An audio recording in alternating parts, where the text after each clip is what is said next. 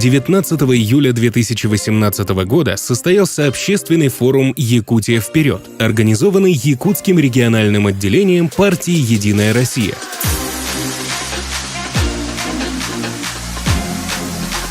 Цель форума — обозначить направление деятельности Якутского регионального отделения партии и представить команду «Единой России» на выборах, команду лидера, патриота и чемпиона.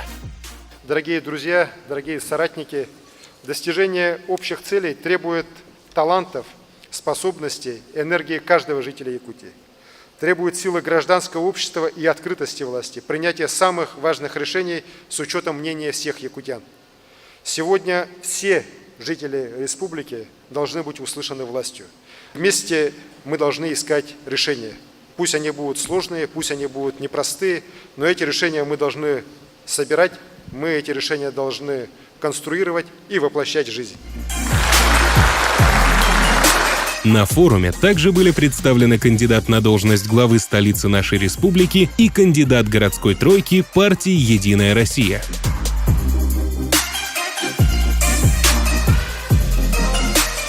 Я хотел бы, чтобы Якутия была в дальнейшем открытой, чтобы наш житель был именно креативным, умным, высокообразованным, духовно сильным, владел высокой технологией.